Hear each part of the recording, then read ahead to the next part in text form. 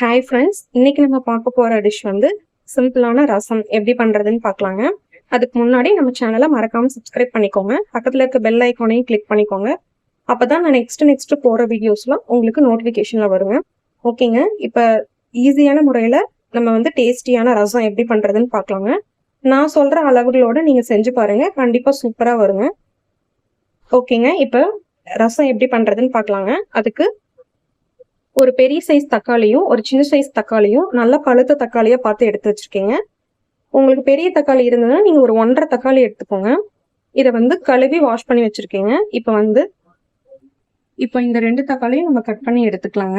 நம்ம தக்காளி கட் பண்ணும்போது இந்த சைடு இருக்க பகுதியை வந்து நம்ம வந்து கட் பண்ணி இதில் எடுத்துடலாங்க. நம்ம வந்து நல்லா மசிச்சு இது பண்ணும்போது இது வந்து மசியாதுங்க. அதனால இந்த பகுதியை மட்டும் நம்ம கட் பண்ணி தனியாக எடுத்துக்கலாங்க. இது வந்து கொஞ்சம் கெட்டியா இருக்குங்க. அதனால நம்ம மசிக்கும் போது கையில மசிக்கும் போது சரியா மசியாதுங்க. அதனால இதை மட்டும் நம்ம கட் பண்ணி தனியா எடுத்துக்கலாங்க. இந்த மேல் பகுதி இருக்குது இல்லைங்க, இதை மட்டும் நம்ம தனியா கட் பண்ணி எடுத்துக்கலாங்க.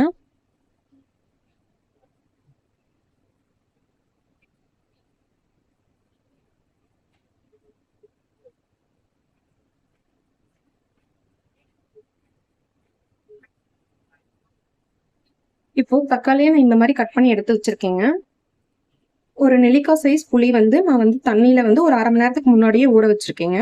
இதை வந்து நம்ம நல்லா கரைச்சி விட்டுக்கலாங்க. கரைச்சி விட்டு நம்ம தண்ணி மட்டும்தான் நமக்கு தேவைப்படுங்க. இந்த கசடெல்லாம் நம்ம வடிகட்டி எடுத்துடலாங்க. நீங்க கையிலேயே நல்லா மசிச்சு விட்டுக்கோங்க.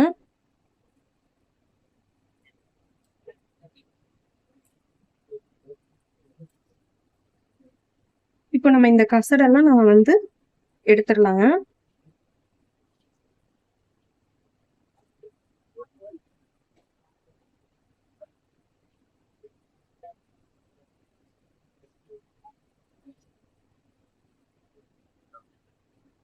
இப்போ நம்ம கரைச்சி வச்சிருக்க இந்த புளி தண்ணியில இந்த தக்காளி வந்து சேர்த்திக்கலாங்க.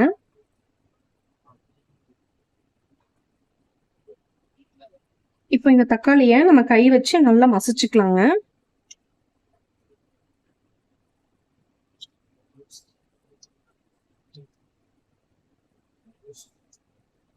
இப்ப பாருங்க, நல்லா இந்த அளவுக்கு நல்லா மசிச்சு எடுத்துக்கலாங்க.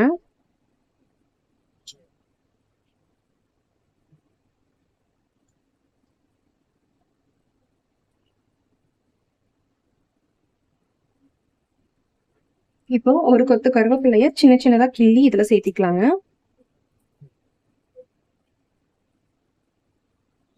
கொஞ்சமா மல்லி இலையும் வந்து கிள்ளி இதுல சேர்த்திக்கலாங்க. இப்ப இதை நல்லா மிக்ஸ் பண்ணி விட்டுக்கலாங்க. கருவேப்பிலையும் கொத்தமல்லியும் போட்டு நல்லா நீங்க மசிக்கும் போதே நல்ல மனம் வருங்க. அந்த கொத்தமல்லி ஸ்மெல் நல்லா வருங்க.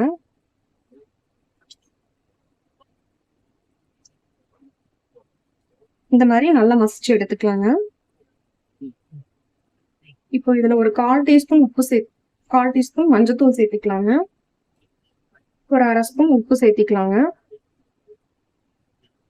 இப்போ இது ரெண்டையும் போட்டதுக்கு அப்புறம் நம்ம வந்து நல்லா கலந்து ஒரு தனியா எடுத்து வச்சுக்கலாங்க.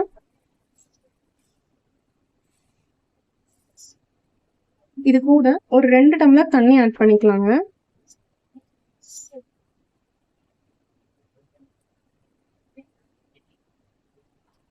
இப்போ இதை நல்லா கலக்கிட்டு இதை நம்ம தனியா எடுத்து வச்சுக்கலாங்க. இப்போ வந்து இஞ்சி பூண்டு கல் தட்டுறது வச்சிருக்கிறேங்க. இஞ்சி பூண்டு தட்டுற கல் வந்து இதுல வந்து ஒரு மல்லி வந்து 1/2 டீஸ்பூன் சேர்த்துக்கிறேங்க. ஜீரகம் 1 டீஸ்பூன் சேர்த்துக்கிறேங்க. ஒரு 1/2 டீஸ்பூன் மிளகு சேர்த்துக்கிறேங்க. வெந்தயம் வந்து கொஞ்சமா ஒரு 6-7 மட்டும் சேர்த்திருக்கேங்க. இது நல்ல வாசனையா இருக்குங்க ரசத்துக்கு. இப்போ வந்து இதை நம்ம நல்லா இடிச்சுக்கலாங்க. இடிச்சு சேர்த்திக்கலாங்க. ரசத்துக்கு வந்து இந்த மாதிரி இடிச்சு சேர்த்தினீங்கன்னா ரொம்ப டேஸ்ட் நல்லா இருக்குங்க.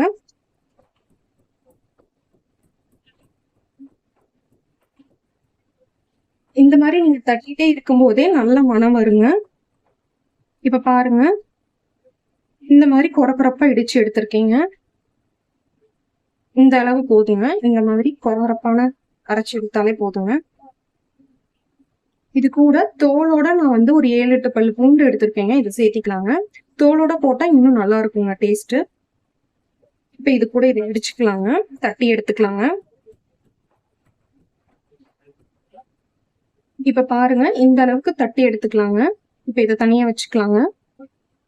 இப்போ அடுப்புல ஒரு சின்ன கடாய் வச்சிருக்கீங்க. இதுல ஒரு 2 டீஸ்பூன் ஆயில் விட்டுக்கிறேங்க. எண்ணெய் காஞ்சதும் ஒரு 1/2 டீஸ்பூன் கடுகு சேர்த்திக்கிறீங்க. கடுகு வெடிச்சதும் கொஞ்சமா மட்டும் கருவேப்பிலை சேர்த்திக்கிறீங்க. இது ஒரு தாளிப்புக்காக சேர்த்திக்கிறீங்க. வரமிளகாய் வந்து ஒரு 2 கிள்ளி போட்டுக்கிறேங்க.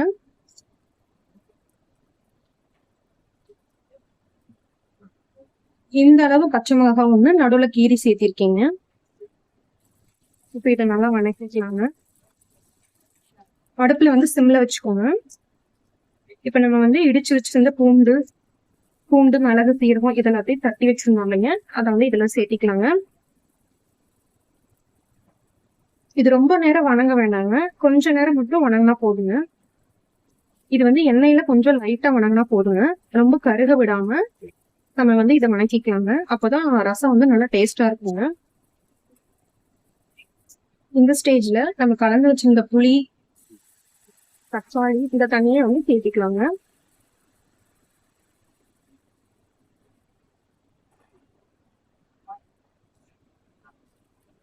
இதை நல்லா கலந்து விட்டுக்கலாங்க. ரசம் வைக்கும் போது அடுப்பு வந்து ஹை ஃப்ளேம்ல வைக்க வேண்டாங்க, லோ ஃப்ளேம்ல வச்சு நீங்க வந்து நல்லா வேக விடணுங்க.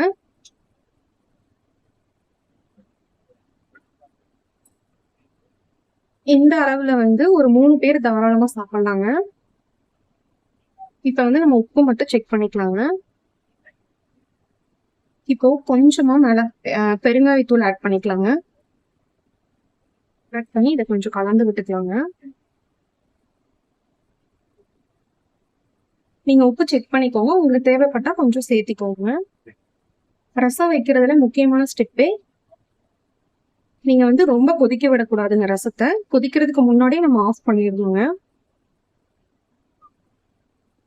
இப்ப பாருங்க, அங்கங்க நுரை வந்து கொதிச்சுட்டு இருக்கிற டைம்ல நம்ம அடுப்பை ஆஃப் பண்ணிடலாங்க.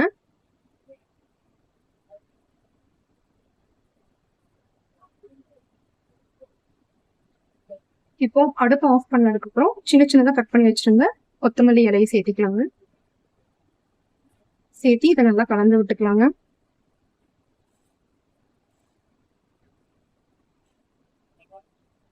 நல்லா வாசனையா இருக்குங்க.